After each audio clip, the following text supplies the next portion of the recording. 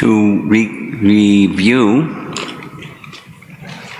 from the presentations that I've made, there was a very broad, general picture created of Vaisnava etiquette. Starts with respect, focusing, in a significant way on teachings of Bhaktivinoda Thakur and verse from Srimad Bhagavatam and Chanakya Pandit and some other sources, and establishing the foundation of Vaishnava etiquette specific to the respect is the basis and foundation. It starts with respect, and then moving to examples from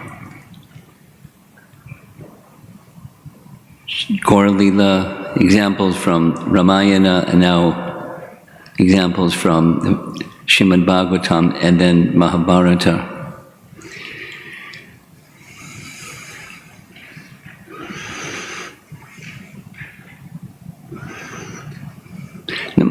My understanding from feedback that I've received is that it's a nice balance from the scriptural side and then the practical side, which is what Radha Krishna is focusing on. And practical is so important.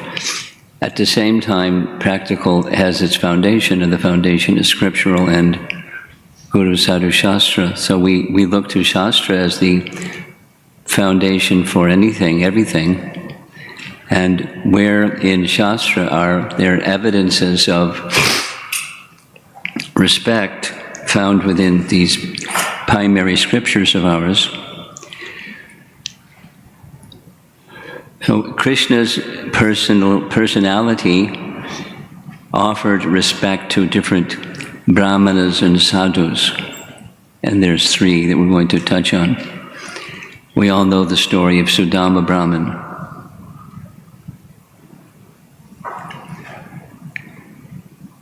The young boy that was playing cartels, he disappeared. I was going to ask him, how come your friends are gone and you're still here? He just likes kirtan. And then disappear. Be with his friends. It's okay. So Sudama, maybe it should be in reverse, Sudama Vipra, it's going to be Sandipani Muni, and then Sudama Brahman. But we'll be in this order. Krishna had a dear friend. That friendship was made while he was in school, but one could say it's an eternal relationship, and it just manifested during his childhood pastimes. And so during his childhood he went to school, and the school of Sandipani Muni, and Sandipani Muni had a big school because he was a superlative educator, a renowned personality, and simultaneous with Krishna and Balaram attending school was a brahmana from a nearby place, and they developed friendship.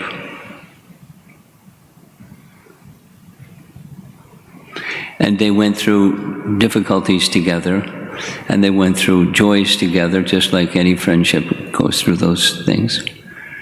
And after some number of days, Krishna returned. He left school. He finished all his homework in 64 days and went back to Mathura. We don't know exactly what happened to Sudama, but later, as circumstance would have it, Sudama became married, as Krishna became married. Sudama was very poor, as you know. He was skinny, so skinny his bones were sticking out, and his wife was similarly very poor and lived in brahminical poverty, but he was fine. He didn't mind, but she minded. She couldn't bear to see her husband so skinny and so little for their maintenance. He was fine, but she was uncomfortable. So an uncomfortable wife with a comfortable husband can make some activity. Sometimes. Can make a quarrel too, but so she was petitioning him. You're in this impoverished brahminical position. You're very fine, but I can't bear to see you like this. You have a very dear friend, and he's not far from where we are. Could you go and ask him for a favor, and he could make you less poor because he's fabulously wealthy? She didn't say he's Bhagavan, but he's fabulously wealthy. Please, please, please, please, please, please, please. So finally, okay. Those of you that are married, you know the program. So he was thinking, whatever, to see my dear friend Krishna, that's my happiness. So he went. But before he went, you know what happened. He's going to see an exalted person, so he has to bring a gift, but he didn't have any gift. And so his wife went to the neighbors and gathered some chipped rice, poor quality chipped rice, put it in a cloth that became a bag, because they didn't have a bag. In homes today, everybody's got bags. But she didn't have any bags, so just a cloth, and tied the chipped rice in the cloth, and he carried it as a gift for Krishna. Thinking all the way, anticipation, this is, the rasa, the anticipation of meeting Krishna again after such a long time, thinking over the memories and everything. His heart was melting in anticipation. And sure enough, when he came, Krishna was seated on a royal throne. He immediately got down from the royal throne and embraced his friend, because they're friends. I mean, he's the personality of Godhead, and Sudama's a Brahmin. So one's a Kshatriya and the other's a Brahmana, but the friendship prevailed. Then following the friendship came the formalities. And I like this painting very much because Krishna is washing his feet, which is a tradition. He came barefoot, and it's got the dust of the place in between his home and Dwarka. So he's washing his feet. And the painting, look closely at the painting. I didn't do a zoom up, but Krishna's just looking at his eyes, and Sudama's just looking at Krishna's eyes, and the feet are inconsequential. It's the love, it's the rasa between the two, the loving friendship. And not only he did, but Rukmini, because that was the palace where Sudama came, and Rukmini got into the act, and she's fanning the Brahmana, Sudama. And Sudama, how is Sudama going to feel about being worshipped like this? I know how I would feel. But he, because there's culture, and he accepted, and they had their exchange of the good old days together, do you remember when, and all of those nice things. Rekindling their loving exchanges when they were students together for a little over 2 months. And then came, the excitement. Krishna said, I see you brought a gift for me. No. Krishna snatched the gift. It was chipped rice in the cloth bag. And he started to eat it. Rukmini grabbed his hand. She's a very bold lady. She grabbed his hand and said, "No." Krishna said, "Yes." And was more satisfied than all of the special things that people might prepare for him. Special things, preparing special things for Krishna is part of the act of devotion. But supposing you're an impoverished person, what do you have to offer? It's inconsequential completely. So, you know, the rasa. And he was embarrassed. This is all I have to offer to my dear friend. Look at the opulence of Dwarka. Look at, and bringing this. And after some time, they parted. And on his way back, he was contemplating. Krishna didn't even ask me why I came. He knew why I came because he's omniscient, but he didn't even ask me, because if he had asked me, I'm a Brahman, I would have to tell him.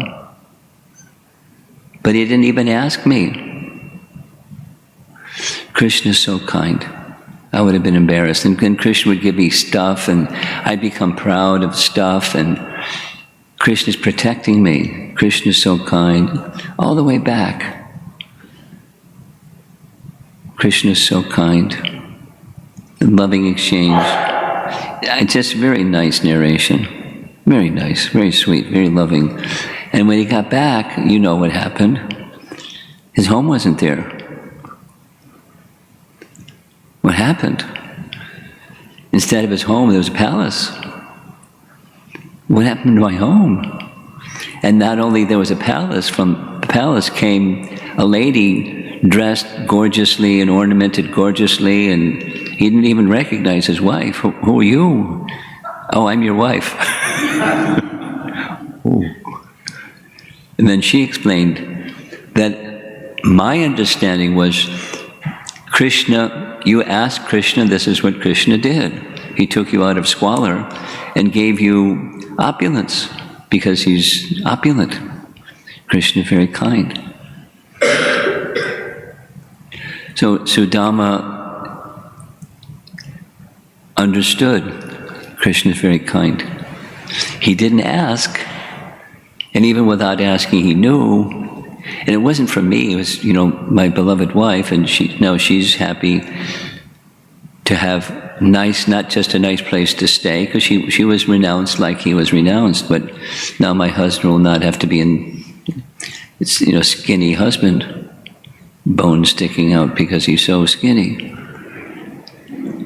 The description concludes that he maintained the same austerities before and after.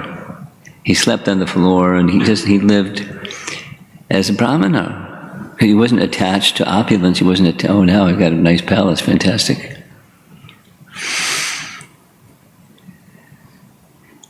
Doesn't say what he ate. Doesn't say if he put on some weight or anything like that. Doesn't give that kind of information. But it's a loving reciprocation. And so the topic is Krishna's respecting brahmanas. And as you know, something similar happened. Now the second one on that list is his teacher. So now we're back in school. And it's a nice narration. It's not as complicated as Mahabharata, but it's a little tricky. And it's also expressed in Mahabharata. So after he finished school, it's time to go back. And as is the tradition, when you receive teachings from a teacher, the teacher doesn't charge a fee. You know, the modern times are a little different. Vedic times is that the brahmanas didn't charge a fee for their teaching, but they were given in charity or dakshina by the parents or by the students or by somebody. And they lived very simply, just on the dakshina for their brahminical work. So Krishna offered I'd like to give dakshin. Balaram and I would like to give dakshin. So by this time, Sandipani Muni understood these boys aren't ordinary. So I'm going to ask for something extraordinary. And if they can do it, fantastic. So before you came as a student, I had a son, very young son, and he disappeared into the sea. Could you bring him back? You know. Mission impossible, right? Bring him back. He disappeared. So, nice BBT painting. Krishna said, sure. So he went to the ocean, and he summoned Samudra. Its pastime is similar, different from, but similar to Ram asking Samudra for his help to cross the sea. So asking Samudra, please return the son of my teacher. Thank you. And Samudra said, I can't do that because your son was taken by Panchajanya. Who's Panchajanya? Panchajanya was a demon living in the sea, and the description in the Bhagavatam and in the other Puranas that narrate this, he moved around in the sea in a conch shell. You know, different choice of conveyances, that was his. He moved around in a conch shell. And not in the Bhagavatam, but in the Vishnu Purana, he had a palace. So, there's a nice painting. Krishna and Balaram dove into the sea, searching for the needle in the haystack, searching for Panchajanya. He found Panchajanya. And he requested or ordered, please return the son of my teacher. And there was non-compliance, and so there was a battle, and he finished Panchajanya. He looked inside the conch shell, and there was no son of his teacher, Sandipani Muni. Then it was advised, not that Krishna needs advice, but he was advised, he went to the son went to the abode of Yamaraj. If you go to the abode of Yamaraj, then you may be able to get back the son of Sandipani Muni. So he went to the abode of Yamaraj, and he blew the Panchajanya conch shell. Now it says he has a flute, but he's a little boy, and he has a conch that's big enough for a demon to hide in or move around the ocean. Ooh, so he's at the place where Yamaraj resides. And there's this BBT painting, there's Yamaraj coming forward. And there's other paintings that indicate the same. Krishna made the same request. Could you return the son of Sandipani Muni? Sure. This is the principle is the principle of Krishna's honoring a brahmana, offering respect, and where respect is due. His teacher, he's learned from him. He doesn't need to learn anything, but he's received knowledge from Sandipani. He gave him whatever he had, the Vedas, which come from Krishna anyways. And Krishna returned the son. There's a detail that I like. The detail specifically is the son was still in a very small, not baby, but childlike form. He hadn't aged. So there's paintings that show that. There's Sandipani Muni and his wife right behind him. And then there's this little boy, and Krishna's bringing little boy and placing little boy in front of Sandipani Muni. Mission accomplished.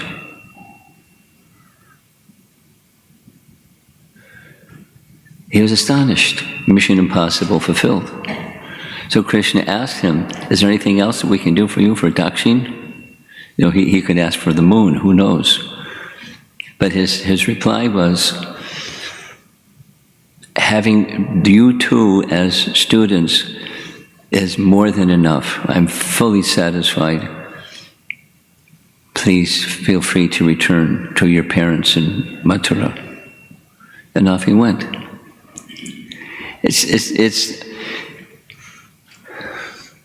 It's culture, the culture of respect. And when it comes to Krishna, or the personality of Godhead, the respect is, besides the formality of respect, there's the essence of a loving exchange. It's a nice detail. In Mahabharata, it's described that Krishna selected his teacher when it was time, there in Mathura. And Krishna decided who his teacher would be. And he decided two things. Should be somebody that's not proximate, because how am I going to go to school and everyone's going to be busy knowing what's going on with my schooling, so it has to be someplace a little further away. And it can't be a Vaishnava, because how can a Vaishnava teach their worshipable Lord? So Sandipani Muni was a Shaivite until he became a Vaishnava by association with Krishna. He became very devoted to Krishna, naturally so. And aside from the Guru Dakshina, but just having these two boys as his students. And the third example is when Narada Muni, there's a whole chapter in the Bhagavatam, Narada Muni visits Dwarka, because Narada Muni can go anywhere. He can go to heaven, he can go to Vaikuntha, he can go anywhere. Spiritual, material world, there's no visa and passport for him, he just goes. And when he paid a visit to Dwarka, sure enough, Krishna did what Kshatriyas do. He honored Narada Muni. Now, Narada Muni knows exactly who Krishna is, and Krishna knows exactly who Narada Muni is, but as the master, he's setting an example of honoring and respecting the brahmanas. And what an exalted brahmana at that, Narada Muni. So those are three examples, and there's others as well.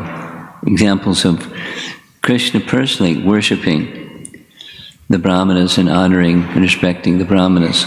Something similar happened when there was a nice festival in Dwarka, a festival that was organized by Krishna's father. Krishna's father wasn't the king, Ugrasena was the king, but Vasudeva, his father, was very eminent member of the Vrishni dynasty, and so Vasudeva, arranged a big yajna, a big festival. And at the beginning of the big festival, here he is,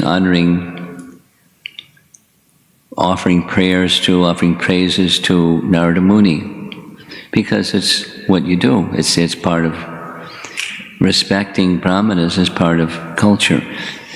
I'm sure you remember, will remind you, in that list of 8 things that Bhaktivinoda Thakur, where respect is due, were proportionate to one's position.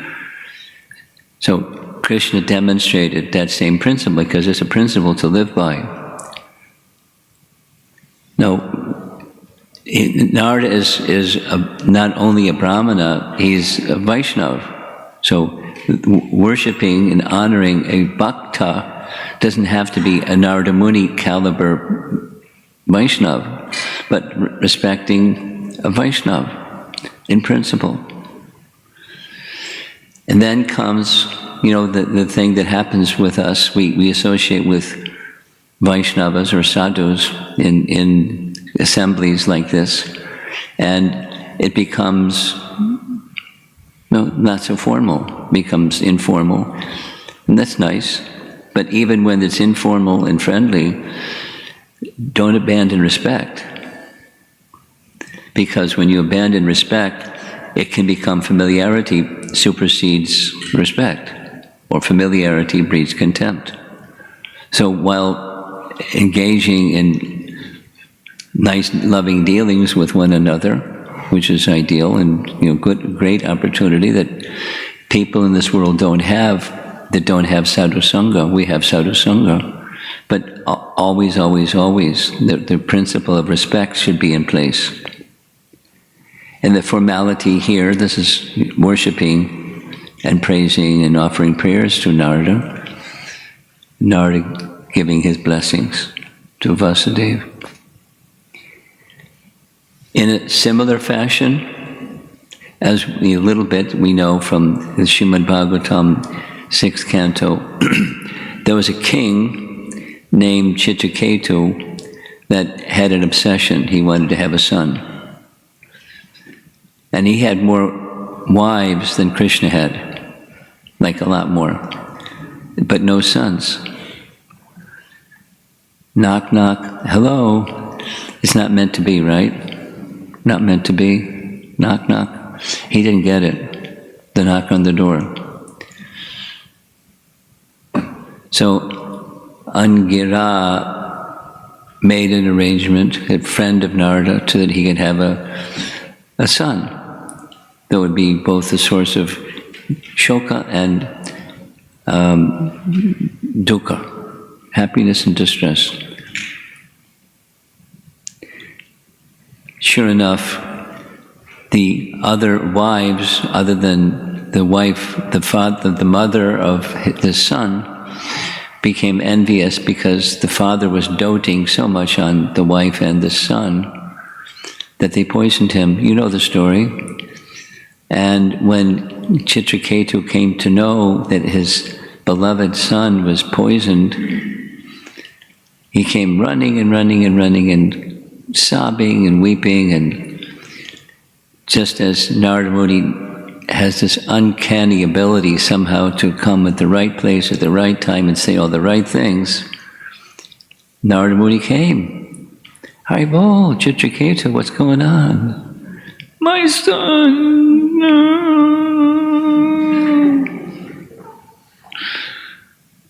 Then he spoke transcendental knowledge to the king. You know the story. Then he invited the son. My dear boy, your father is grieving terribly. Please come back. So the boy sat up. And it didn't even look at his father, just looked at Narada and said, who's my father? I've had so many lifetimes, so many fathers. I was just with the original father and you brought me back. I'm see you later. I'm going back to the original father. Haribol. The son imparted transcendental knowledge to the father.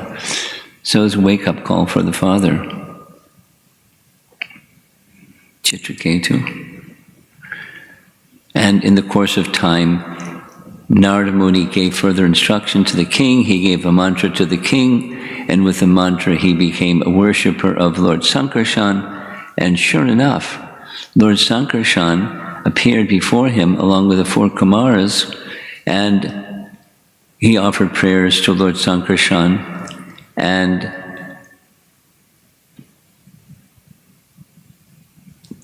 from the principle of offering respect to Angira and then to Narada, and then hearing from Narada and being carried beyond the worldly sense of attachment, he was completely freed from attachment.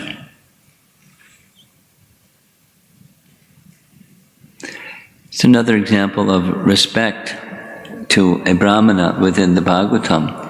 And of course we all know, because it's in the 1st canto, of Narada's respecting of sadhus. Narada is narrating to Vyasadeva, who is up in the Himalayas and has completed all putting in a written form all of the Vedas, dividing the Vedas and giving the corollary literatures, etc., etc., Vedanta Sutra, everything. He he was not only in knowledge of the Vedas, but he wrote them or compiled them from the sound form to the written form, and feeling something missing. The uncanny Narada, his spiritual master, showed up. Hey, Vyas, you don't look so good. Yeah, I don't feel right. Why is that? So he explained why, and then gave his own history of the same principle. It's the same principle as what he was instructing Vyas, but using his own example to explain how he became Narada. And the previous day of Brahma. So in a previous day of Brahma, he was the son of a maidservant. And in the son of a maidservant, he had the opportunity to serve the Bhakti Vedantas. And the Bhakti Vedantas were, during the 4 months of the rainy season and the season that followed the rainy season, they were staying with some brahmanas, and his mother was the maidservant of the brahmanas, so she then became the maidservant also of the Bhakti Vedantas. And her little boy, Nard, in his previous life, had the opportunity to serve them, showing respect, as is shown here, doing some little service during those 4 months of the rainy season, engaged in personal service, whatever little boys can do. She cooked, and the little boy brought, and he was serving the Bhakti Vedantas. And then, with their permission, one fine day, he took remnants of their food, and he became purified. And they were so pleased with him, because he would sit and listen to their talks, that he became spiritually elevated, and they showed their blessings upon him and taught him a procedure for worship of the personality of Godhead and a mantra and so forth and so on. And he became perfect. And at the end of his life, he saw the personality of Godhead. At the end of the day of Brahma, he entered into the body of the personality of Godhead and came out the next day of Brahma as the son of Brahma. So just the principle, something that I learned from studying Madhurya Kandambani was this sequence that's found in Canto 1, Chapter 5 is commented upon in many places by many of our acharyas to indicate the stages of bhakti, because Narada went from a nobody to a perfect person, and then the stages in between. And so what are the elements of moving from a nobody to somebody? Yes, the sunshine just coming over the Vyasa-san. Okay.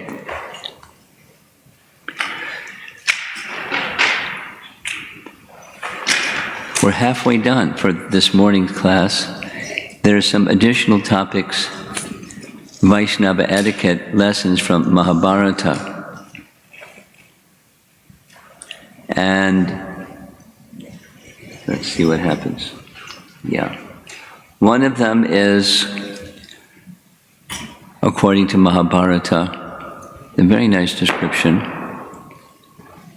That's better, thank you. Of Vyasadeva being requested by his mother. What's the name of Vyasadeva's mother? Old learned Vaishnavas? Satyavati? Anyone has a different name? You're all, I'm just making sure we're not falling asleep, that's all. So, Amba and Ambalika gave birth to sons, Dhritarashtra and Pandu, for safety's sake, just in case there was some complication, Satyavati asked Ambalika,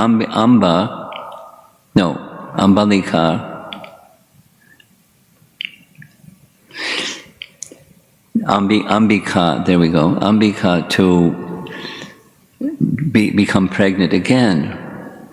She did a switcheroo. She had a maidservant. According to Mahabharata, she was of celestial beauty, although her occupation was quite simple. She was a very beautiful woman, and Ambika dressed her up very nicely, and this is a very simple painting. And what Mahabharata describes, when the sage arrived, the maidservant got up at once and bowed down to him. With his permission, she waited upon him with great respect. So anxious was the girl to please Vyas. Vyas said, "You will be a servant no longer. Because of your devoted service, you will now attain a most honored position in society, that is, becoming the mother of a great personality. And the beautiful son who has entered your womb will dedicate his life to virtue and will be, in fact, the wisest of men." So, Mahabharata, the principle of service to a brahmana, it's a little different outcome than first time around. Ambika and Ambalika.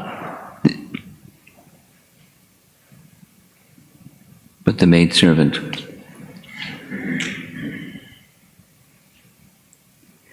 Then there's many.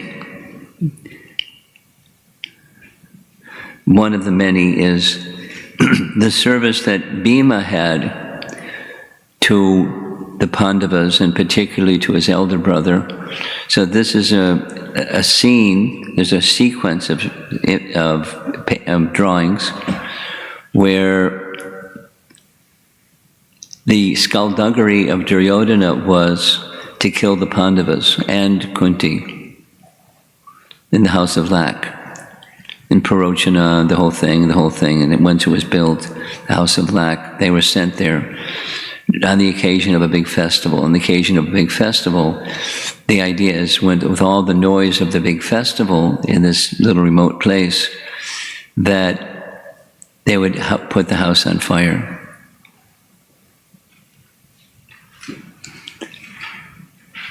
And the suggestion was made, oh, why don't you go for a quiet place to his house and take part in this nice big festival, and whoops. So they sensed, although they didn't know, that there's something's up. Duryodhana's up to some skullduggery.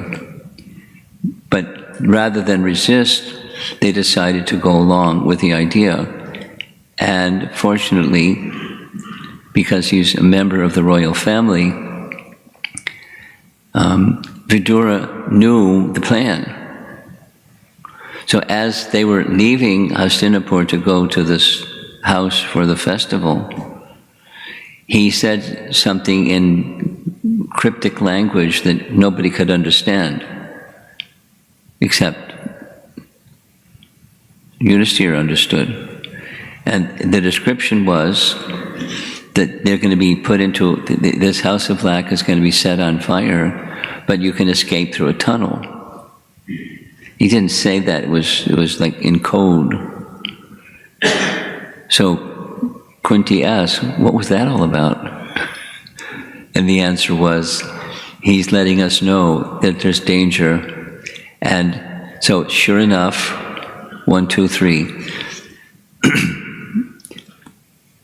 Vidura sent a person expert in digging tunnels.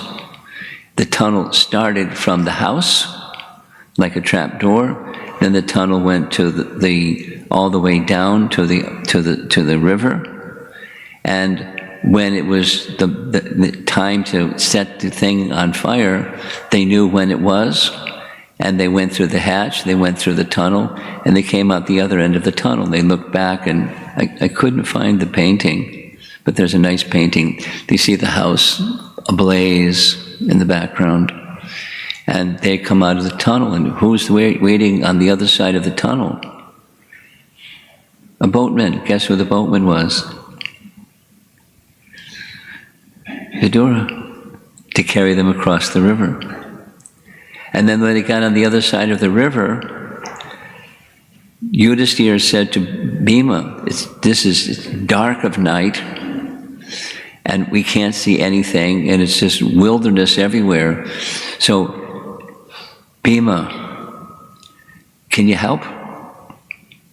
So Bhima put everybody on his shoulders and picked everybody up, and off they went to the next place. And then, things happened, and things happened, and things happened. The Rakshasa wanted to devour them, and Bhima finished him, and his sister married, many things. Mahabharata is very complicated, very sweet, but also like the storyline. So after all of this happened, they know that the Kauravas think that they were burned in the fire. So they were laying low. This is Yudhisthira's prudent advice.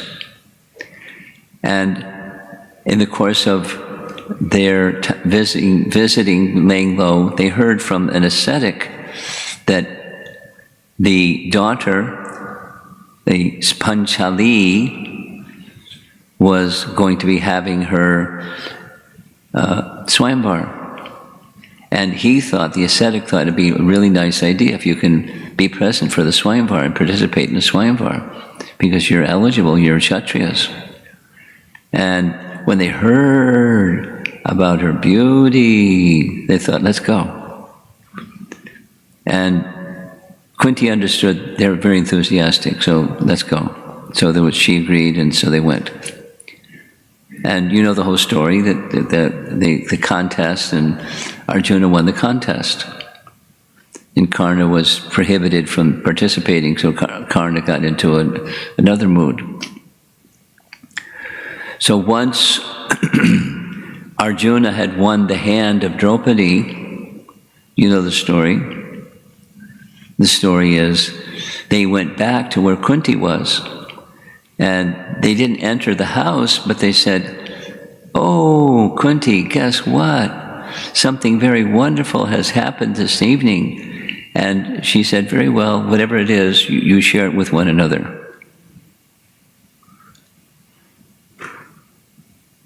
When she came in, Draupadi came in, wait a minute, but it was a problem, because mother said, and there's respect for mother,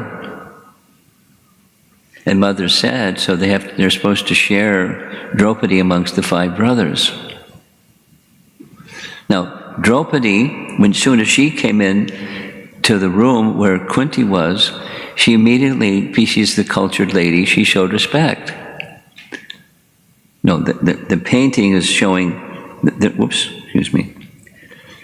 The procedure of respect for the new bride, or bride-to-be, the respect of offering a garland. It's a symbol, but it indicates something. It's just part of the respect.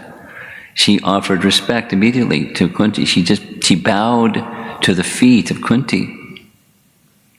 And with words of respect, this is taken directly from Mahabharata, with appropriate words of respect, she offered respect to the person, her new mother-in-law, who she's not met. She's heard about, but she's not met.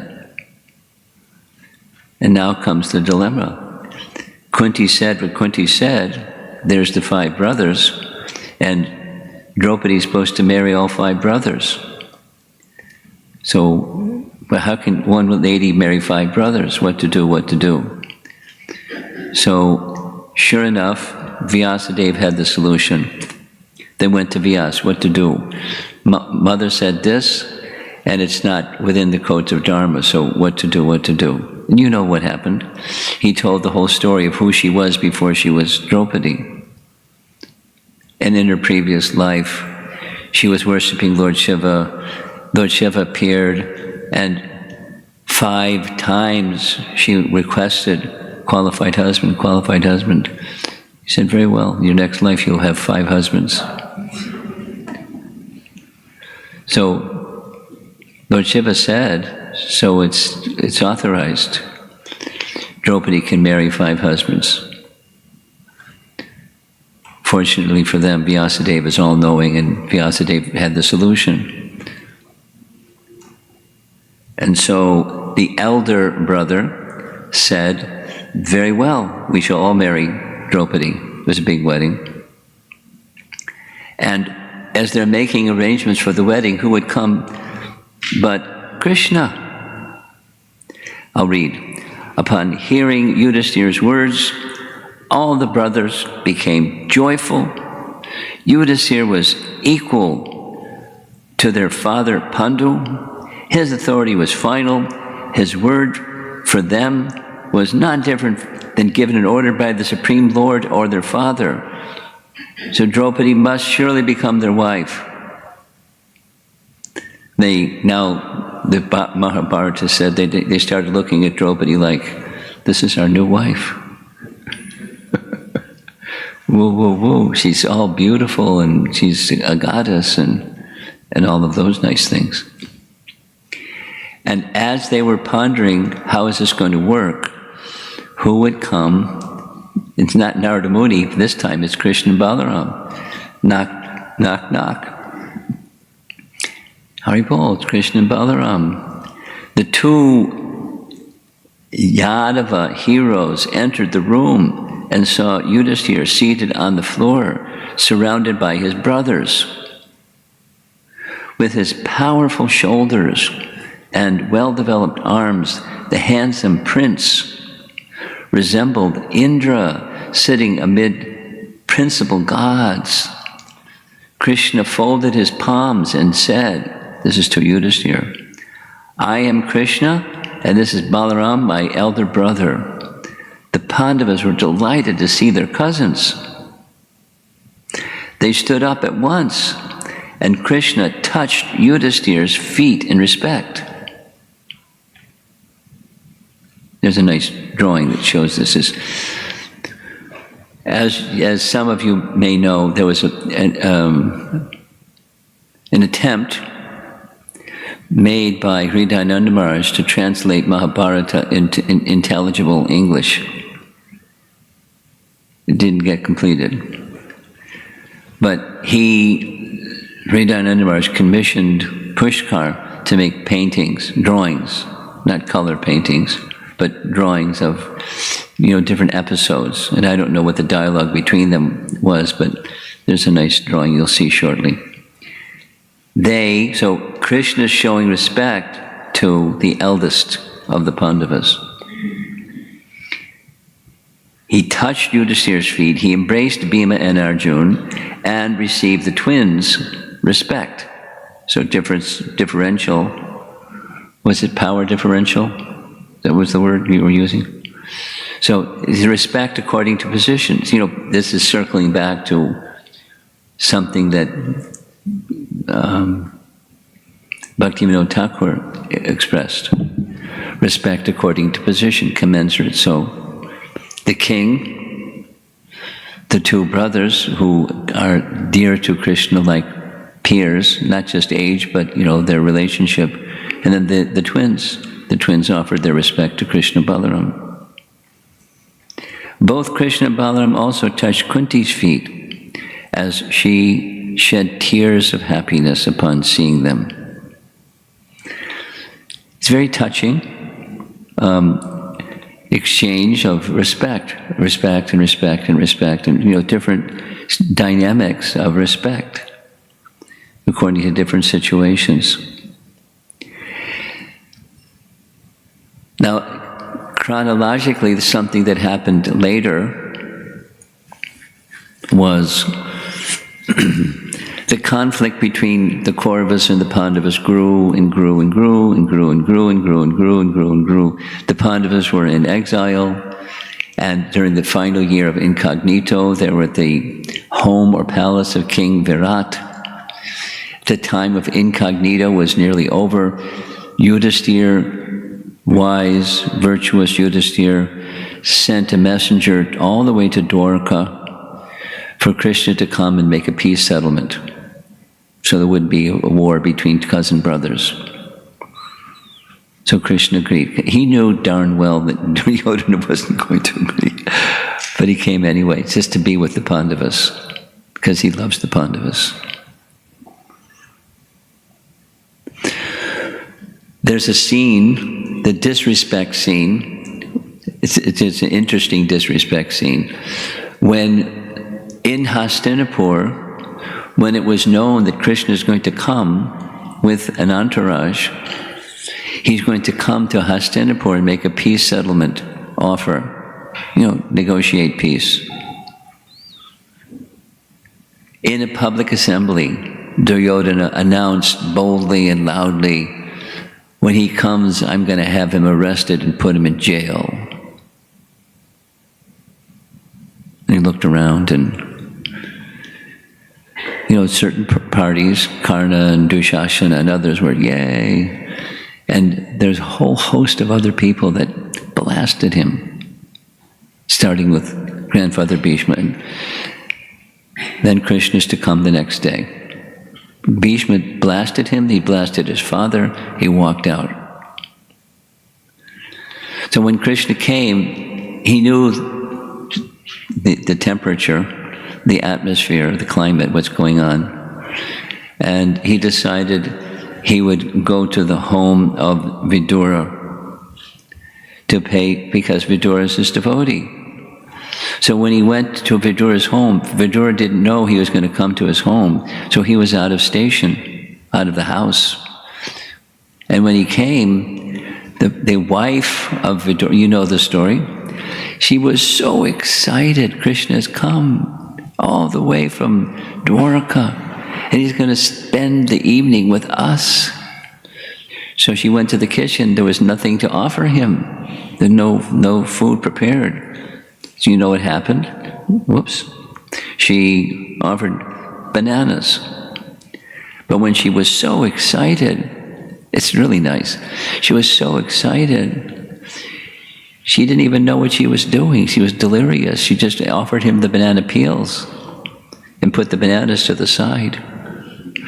And Krishna ate the banana peels. And she's in trance. I mean, the description is she's in samadhi, seeing Krishna, and Krishna's in samadhi, eating banana peels.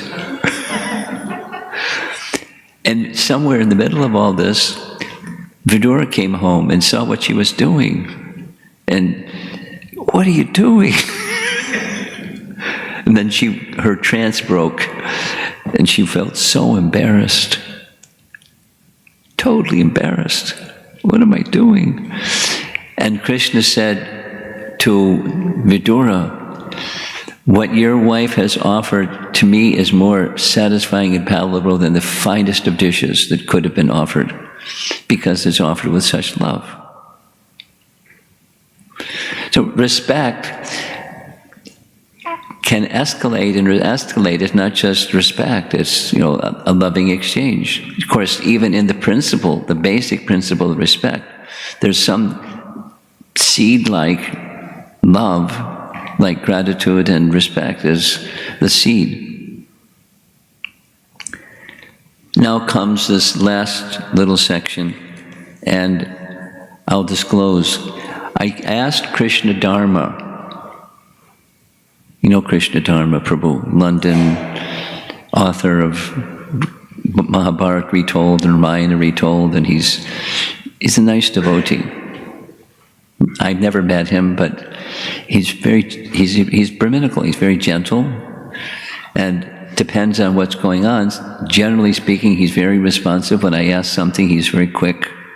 But he was unable to respond because he's traveling and doing what we're doing, seminars. And so he wrote back finally saying, I don't have time for this, but here's a little section which you all should have received, which is just a cut and paste from his book, digital version of his book.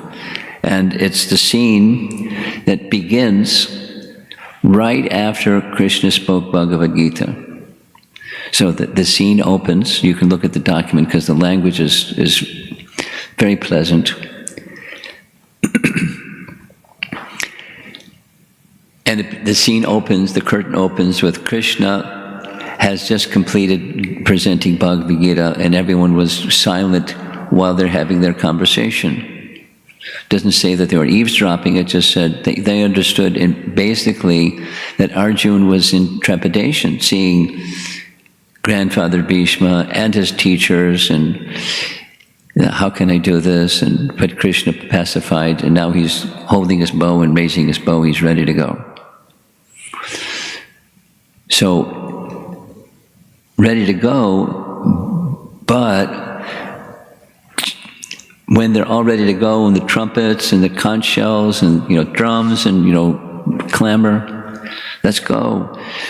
Yudhisthira gets down from his chariot, takes off his armor, and singly walks towards grandfather Bhishma. And then there's these different emotions. What? He's going to surrender and give up the battle? This is from the Pandavas side. The Kauravas, oh, he's a wimp. He's afraid, and he's just going to say, throw in the towel and quit.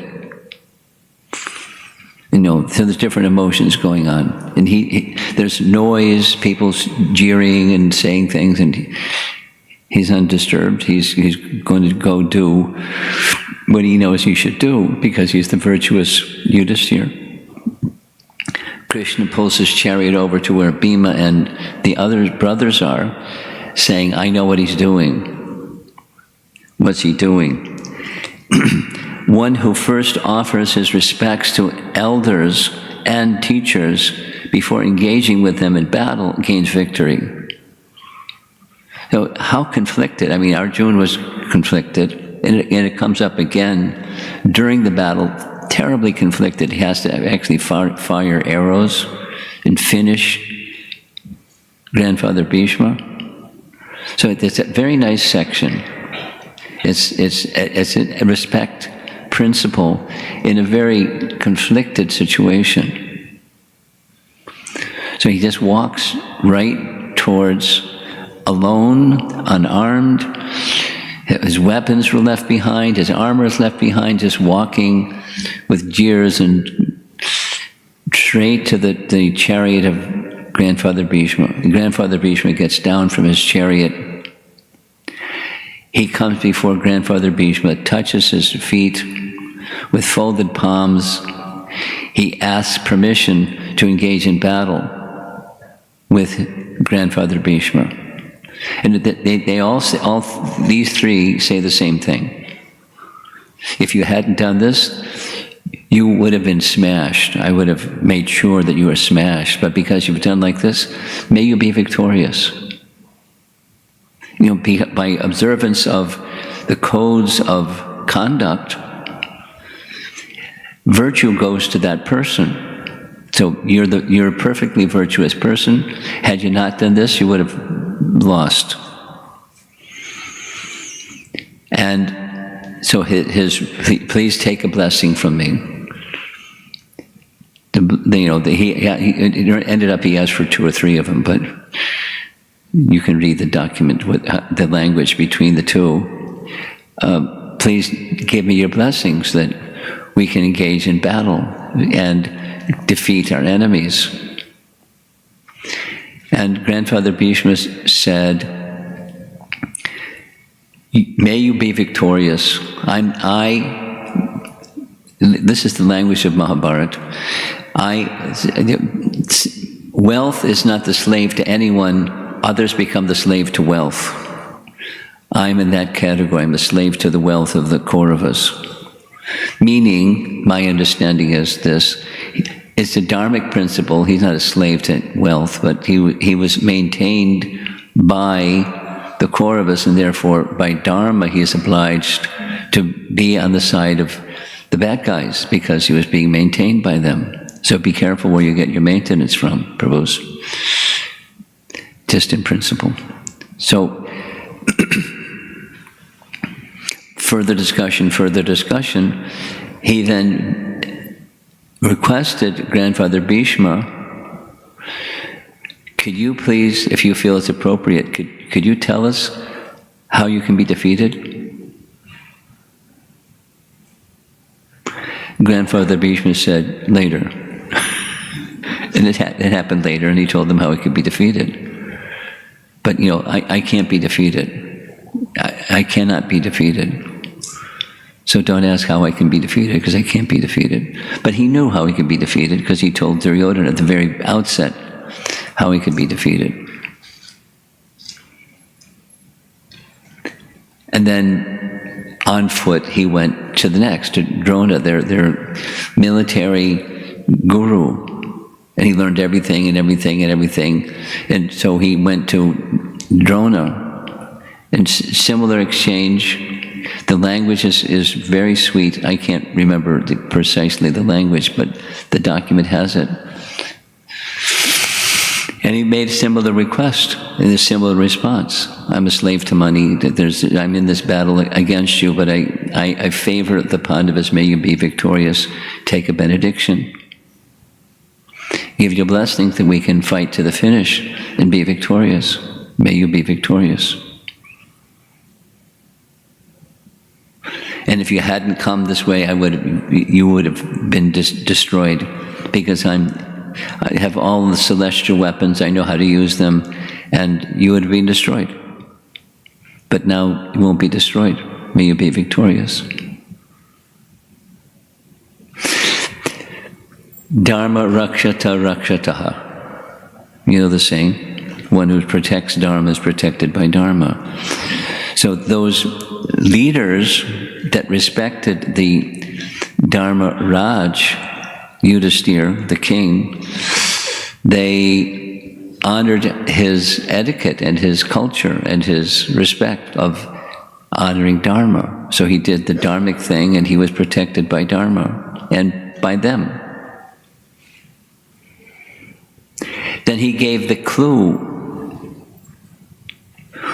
I only can be destroyed when some credible person, the credible person is going to be Yudhisthira himself, says something that's so despondent, I'll put down my weapons and then I can be defeated.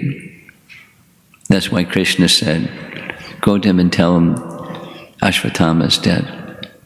Then he dropped his weapons and was defeated by Dhritarashtra. But not what's his name? One time, Drishtadumna, thank you. He gave the clue. Krishna already knew the clue, and Krishna cashed in on the clue, and he was finished. He otherwise can't be defeated.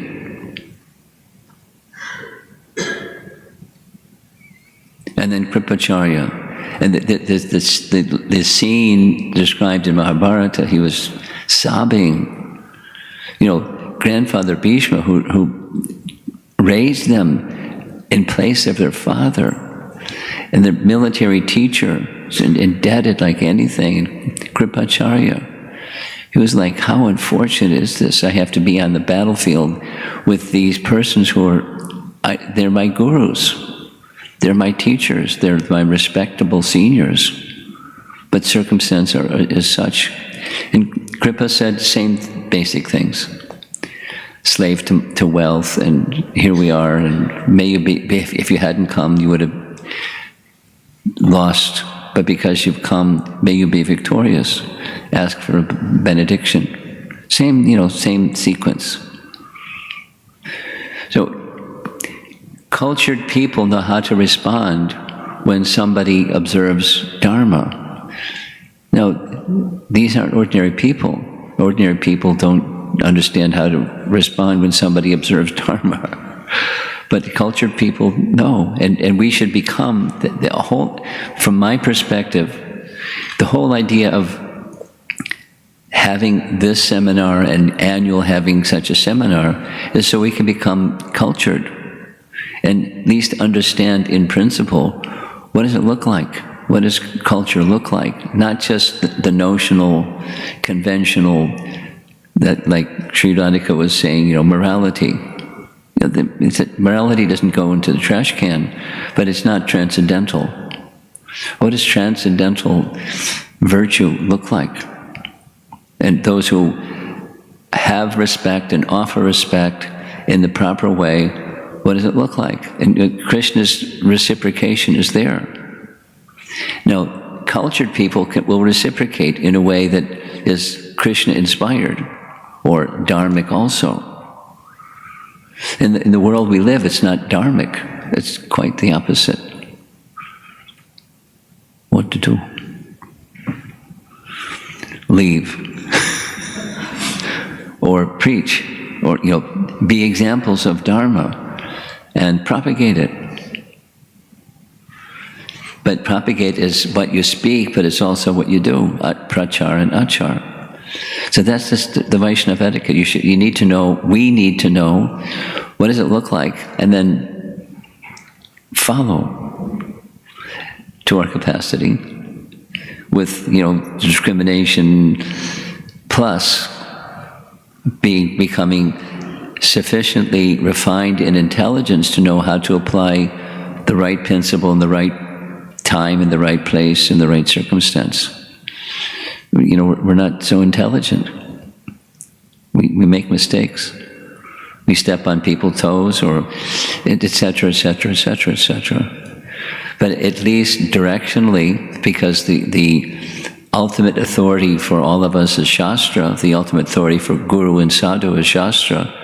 So we look to Shastra. What does it look like? And mold our lives in such a way and receive education and training in that direction. There's a little bit more to the document that you received. Shalya, he approaches Shalya, and Yoyutsu, and things happen. And there's in that little section. There's a culture of respect is Vaisnava etiquette. Without respect, you don't have etiquette. With respect, there's an opportunity, and it's not always so clear and so easy and piece of cake and cross the T's and dot the I's and put it in an envelope and send it to your best friend. It's not so simple. Therefore, the scriptural references are the format by divine arrangement. But I understand what Radha Krishna is doing is it's taking the principles and applying, discussion about the application of the principles. It's a nice package. I like it. Krishna is very kind. So we're going to end and see if there's some comments or discussion. Acharya Nishta got his hand up before Subal.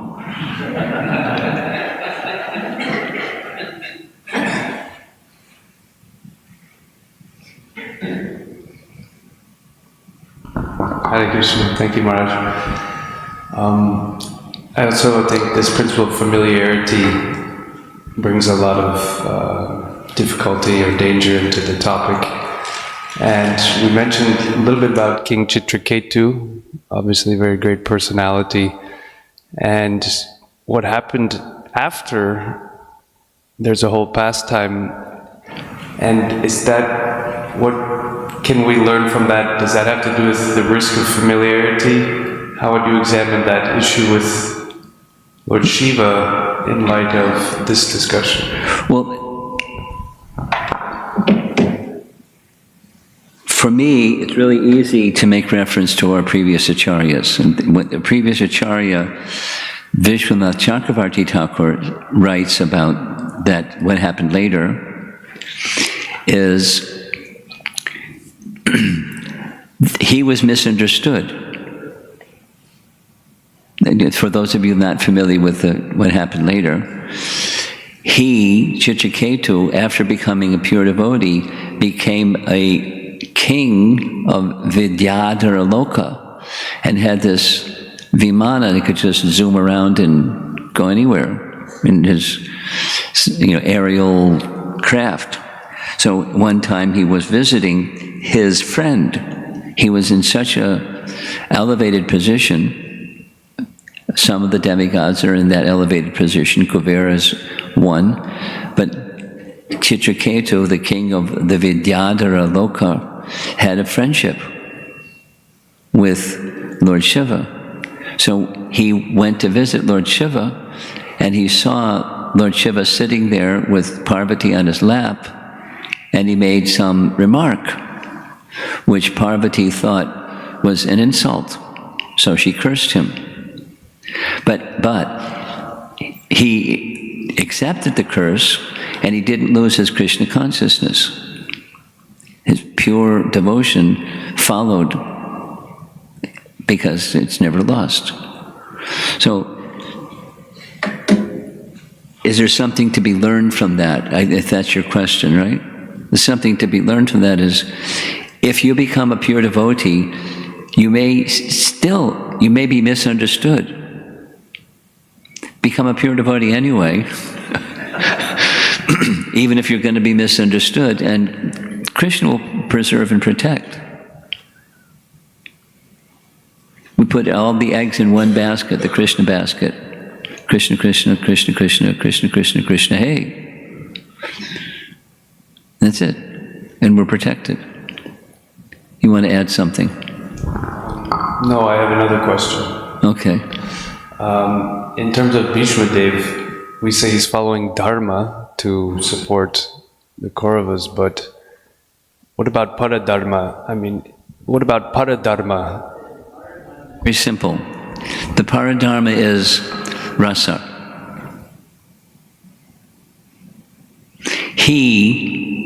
There's layers and layers and layers and layers of why he did what he did, or why it happened the way that it happened. But, the superior principle is the rasa principle. And the rasa principle was, he's dasya rasa. And in the mood of dasya rasa, there was the secondary rasa of chivalry. So he was on the opposite side, so that the chivalrous rasa that's within Krishna could be satisfied. So one can say it was a conscious choice, or one could say Super Soul arranged for him to make the choices that he made, or Yogamaya made the arrangement for him to make the choices he made, so that he could be in opposition to Krishna. And when Krishna did what Krishna did, he placed his weapons at Krishna's feet.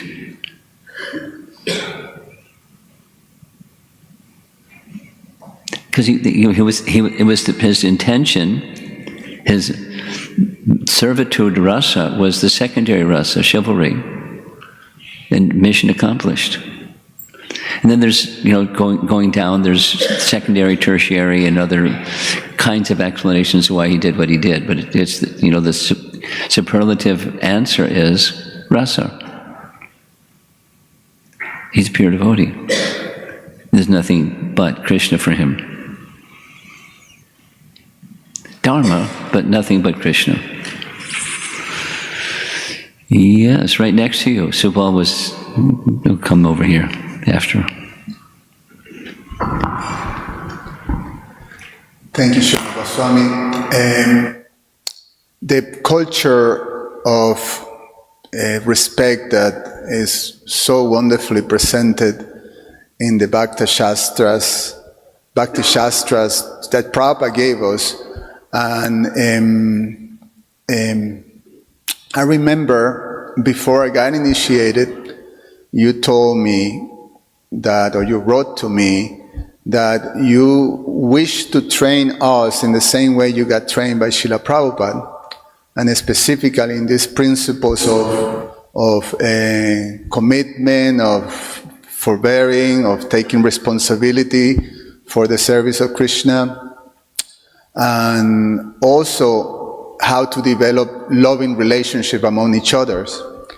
And I wanted to ask you right now, take this opportunity, that during the time that you were trained as a new devotee and trained by Srila Prabhupada and in Prabhupada's movement, what are those if you can share with us those principles that you learn, that you wish to train us, and that, I see you as an example, and I look forward, to follow that.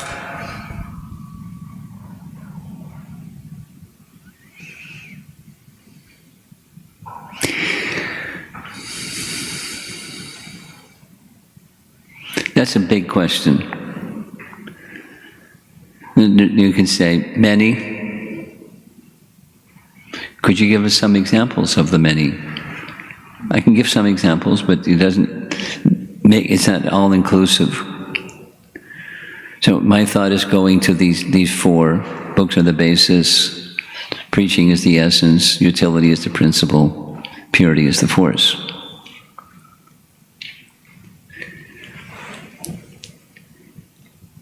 And we're not there yet, but strive to become there.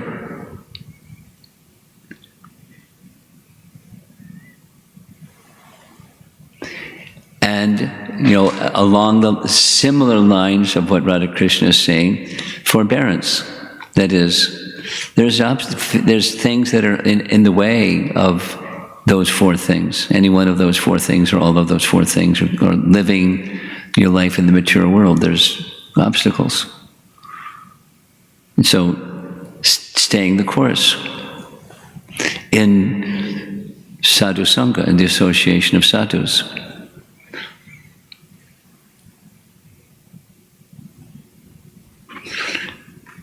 And extending, loving exchanges with others according to respective positions.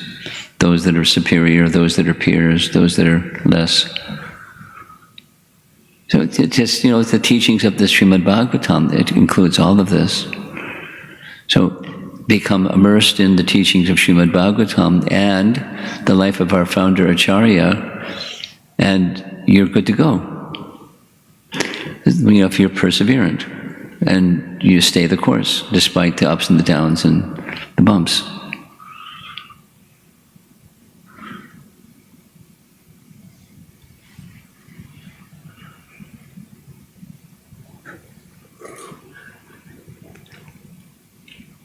Raise your hand, Mataji. You had your hand up. Yes, please. Thank you. So, going back to Mahabharata, so what's your opinion when Draupadi commented on Duryodhan? It's not Vaisnava Etiquette, right? What Draupadi commented on? Duryodhan, when he fell down on the pool. When he fell down where? In the water? In the pool? Water, yeah. Well, I don't know what Draupadi said. I know what Krishna said. He said, blind man's child is blind, She said what? Speak slowly and clearly. I couldn't follow. Okay. Draupadi said... Yeah, that's why Duryodhan took it. So she said, blind man's child is blind. So, could you interpret? Blind man's child is blind. Which Blind triggered the... Blind man's child is blind. Blind man stays blind. Child. Son is blind. Son. Gopal? Blind man's child is blind. Dhritarashtra is blind. Okay. So you want to know what's the meaning of what she said? Yeah, this triggered everything, the Mahabharata. And what's the conclusion of in Mahabharata? What's the meaning of what she said? No, not the meaning. I'm talking of Vaisnava etiquettes, and this was the comment which triggered everything, right? Okay, so I'll check. Help me. Maharaj is asking, Draupadi said, blind man's child is blind. Yes. Someone insulting Duryodhana, she's asking, it seems like this is dissonant with Vaishnava etiquette. Could you explain? That's your question? Yes. Oh. Sorry.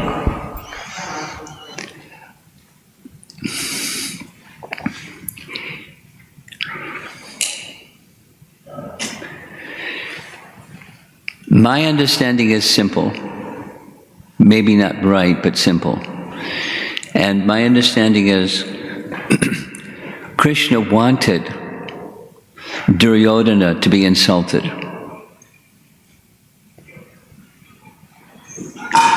And for example, the queens were there, the queens were laughing. Yudhisthira said, "Don't laugh, it's not nice." And Krishna said, "Laugh, laugh," because he knew what would happen. And sure enough, he was insulted. And so he was in the get back, because Krishna wanted, one of the things that Krishna wanted was the demoniac kings headed by,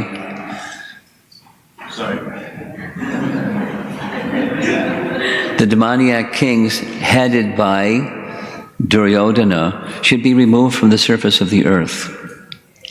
He wanted him to get angry so that the battle could happen.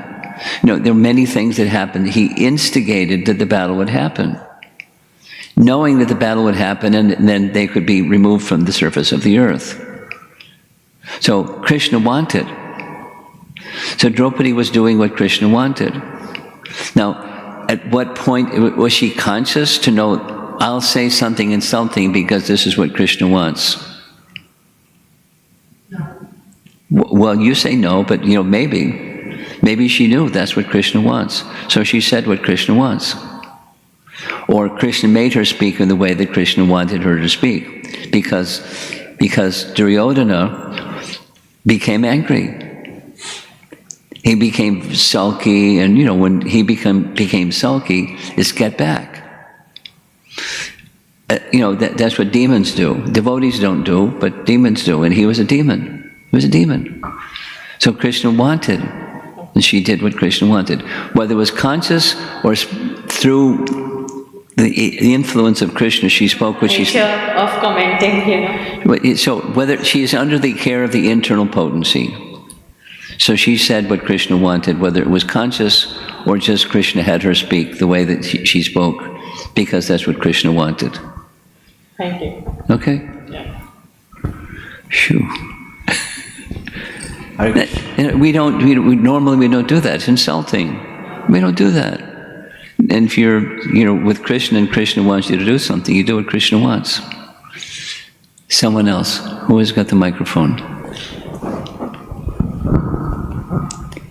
Go ahead. Hare Krishna Maharaj, when you described about Vyasadeva talking to Pandavas about going to Draupadi Swayamvar, and you mentioned that Pandavas were captivated by her beauty. Yes. So, just being captivated by her beauty, isn't it illusion? Or isn't it what? Isn't it illusion?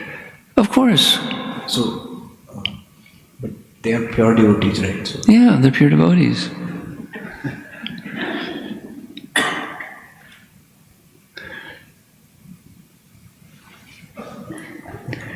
Were the gopis captivated by Krishna's beauty? The answer is yes. Isn't that material? What's the difference between material and spiritual captivated by beauty? So, if you're a pure devotee and you're moving, it's similar to her question. If you're a pure devotee and you're moving forward with everything according to the internal potency, it's the internal potency is moving your life. They were Kshatriyas. And, they like combat. Anyway, so they were grahastas. Pure devotee grahastas. Pure devotee, you can't be a pure devotee and be a grahasta, right? You can't be a pure devotee and be a grahasta, right? Because that's material. You can't be a pure devotee and be grahasta, right? You can't be attracted to your wife or your children, because pure devotees aren't attached to anything material, right? Is there such a thing as a transcendental attachment?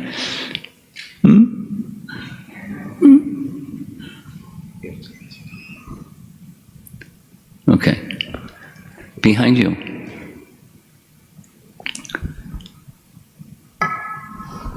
Hare Krishna Bhagavan. Question is related to just, we are talking about respect, sometimes humility, sometimes purity is force. So, question is, which is the starting point? What is the starting point? What do you think? What's your answer to your question? What's the starting point? I was thinking that purity can build the purity, then everything will fall. Well, supposing you're not pure, can you start if you're not pure? So purity isn't the starting point, because logically, that's not the starting point. That's a consequence, but it's not the starting point. So back to your question, what's the starting point? I'm asking you. So we just discounted that one. What's the starting point? Humility, respect. Because you can't be respectful if you're not humble. How can you be respectful if you're not humble? Amanitvam badambitvam. In that list of items of knowledge, right off the top. So I have another question. Okay, go ahead. So yesterday in the Vaisnava Etiquette class, evening class, and the Ramayana, I could not understand one part where one was slide. Ram was thinking about if I will not rescue Sita, then she will go enter in the fire. And same thing for Bharat also. Is there anything? Yeah, what I can derive that means. Well, you're expressing it the right way. The headline across the top is never depart from virtue and right conduct, even in the most conflicting of situations. And there were 4 conflicting situations that were listed, and he didn't abandon. He continued despite the conflicting situations. The lesson for us is we meet sometimes. There's a big crescendo in conflicting situations, and the next thing you know, there's another one, and there's another one, there's another one, and it's yikes. Don't depart from the principle of offering respect to the personality of Godhead, and you throw your hands up in the air, that's okay, but Krishna will protect you. Okay? That's the lesson. Yes. Thank you. Okay. Gopal Hari, you got the microphone. Maharaj, thank you very much for these wonderful classes. And I was just reflecting on Maharaj Yudhishthira's example of offering respect to the elders on the other side before fighting. And I was thinking maybe the lesson for me is that when we have a conflict or a problem with a senior person, we forget a conflict is there, the problem is there, but we forget how much they have done, and that we're even standing there to conflict with them because of what they've given us. Like in the case of Arjuna, his warriorship, and Yudhishthira, etc. So we tend to forget that, and he's not forgetting that. He's first recognizing everything that they've done, and then he's trying to uphold Parodharma, Krishna's instruction, to then also fight with them. So his respect is not so great that he's forgetting his Parodharma, yet in doing his Parodharma, he's not forgetting what they've given him and their exalted position. Fantastic. Shruti, you can relay this message to Mukunda, because his question yesterday evening was along the same line. Remember the question? So you heard it. You heard it. I know you were at home, but I thought you would have been listening. So he asked a question that along the same line. Supposing you're a junior and you see a senior doing stuff that you don't want to be disrespectful, but then you don't say anything, and then it gets worse and it gets worse, and later on it gets really bad. So that happens. So how to maintain respect at the same time, when something needs to be said or done, you do that something that needs to be said or done. Because otherwise you can have a mess. That's not his language, but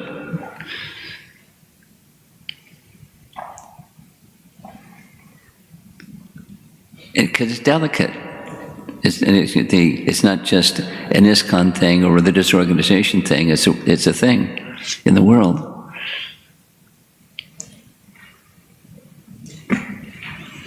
There's a way to speak something and do something that's not offense. If the consciousness is right, the consciousness is not right, then it can be, in the aparad bucket. And then you got the consequences, not the other person. So, how to navigate that one? There's a nice principle. Thank you.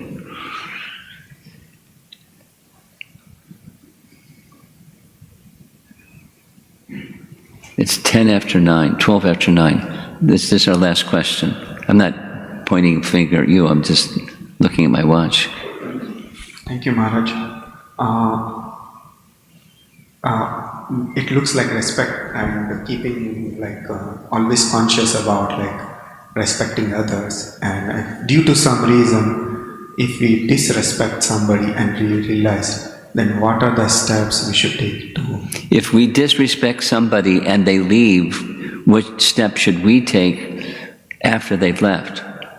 Or they are present also, or... In their presence. You offend somebody, they didn't leave, but when you do that and you recognize, uh-oh, I stepped on somebody's toe, or I said something inappropriate.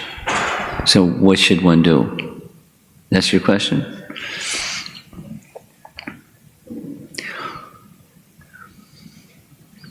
Oh, they're different questions. There's two questions. Let's do the one if somebody leaves, because sometimes people leave. Continue to be a well-wisher of that person and extend well-wishers to that person. And they can be unhappy and they can be whatever they're going to be, but you continue to show goodwill and good wishes to that person. I mean, a little bit along the line of what Sri Radhika was saying yesterday evening. Give a space where they can express their unhappiness or frustration, and you don't own it, but you're giving them a place so they can say what they say. And then after all of that, you don't own it, but you continue to be a well-wisher of that person. And if it is, in some cases, if it's genuine, assuming it's genuine, that can soften somebody's heart. At least the door is open for a relationship with someone that's carrying bhakti, and they feel they can relate to at least this person is carrying bhakti. So that's one option.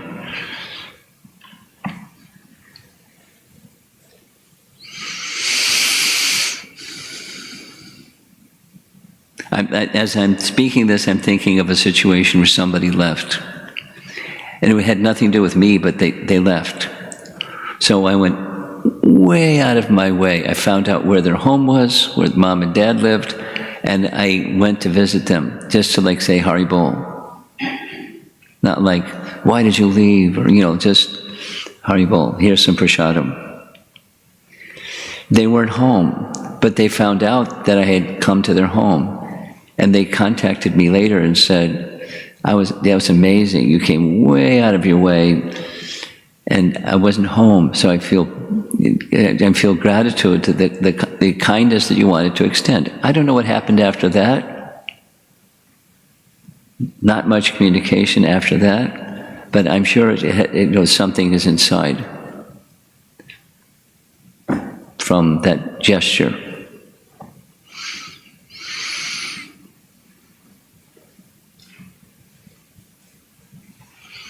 And then the other question is, it's standard. If there's a factual transgression or a perceived transgression, the procedure is pretty much the same. Don't cover your tracks. Don't make excuses. Just acknowledge this is something, or perhaps I've been misunderstood, but you don't emphasize this is the correct understanding, please. So delete the misunderstanding and insert the proper understanding, please. So it's not to justify your goodness or your virtue, but so the person can understand if it's appropriate, And otherwise, just, offer a genuine, heartfelt apology at least once or multiple times, and move forward with gestures that indicate, I'm ready to move forward in a way that's respectful rather than disrespectful. And be consistent with it, even if they don't acknowledge it or tell you to go away or something like that. If possible. Let's end. Srila Prabhupada ki jai.